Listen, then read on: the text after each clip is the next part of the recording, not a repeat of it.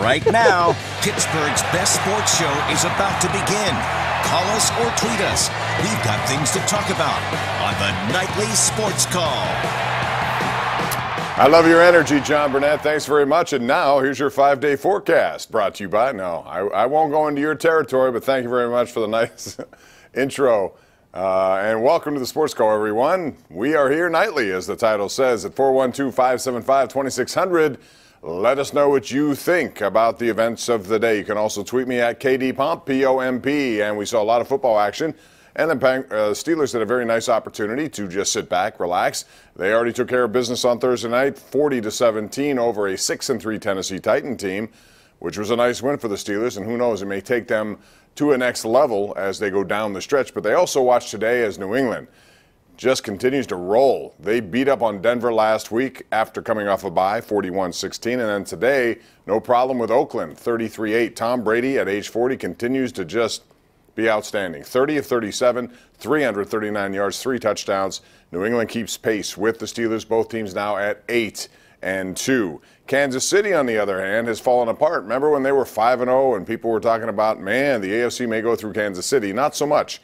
Although Andy Reid was really good coming off byes, and they had a bye this week. He's 16 wins, 2 losses in his career when coming off a bye. Well, today, not much at all. And it goes to show you it happens with all teams.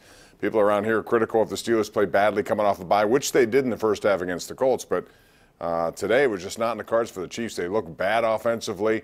The New York Giants, with so many injuries, a 1-8 football team, beat them in overtime, 12-9. A lot of field goals today in the NFL.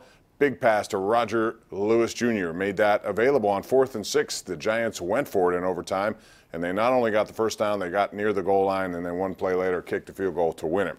So we'll talk about that. Baltimore goes to Green Bay and wins 23-0. Made it look easy.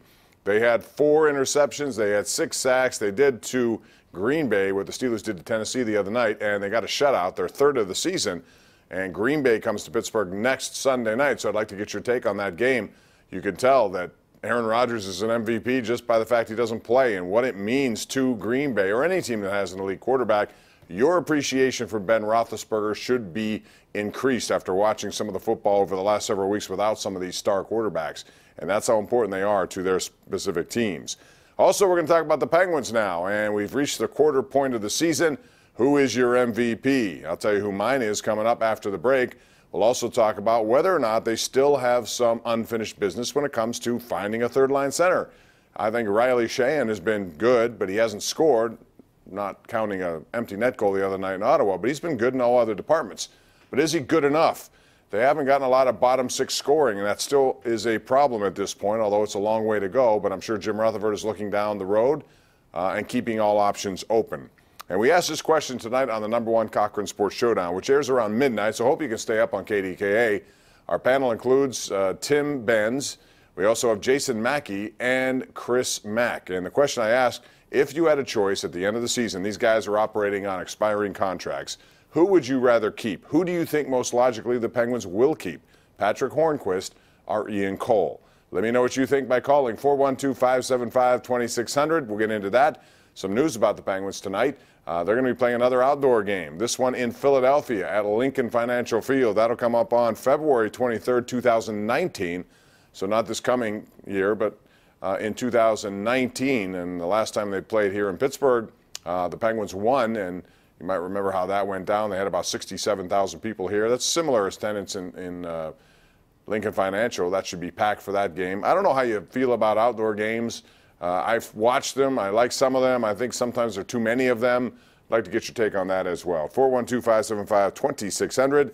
Got a suspension for Radko Gudas of the Flyers. We'll tell you about that and more when we come back. We'll take your calls. Join us tonight for the #1 Cochran Sports Showdown at midnight. Like I say, it's worth your while. We have a lot to get into, and we'll do that then. Right now, it's up to you. This is your show. Make your opinions known by calling the number you see on your screen. Well, it's not there now, but it will be. 412-575-2600. Back with more live right here on Pittsburgh's CW.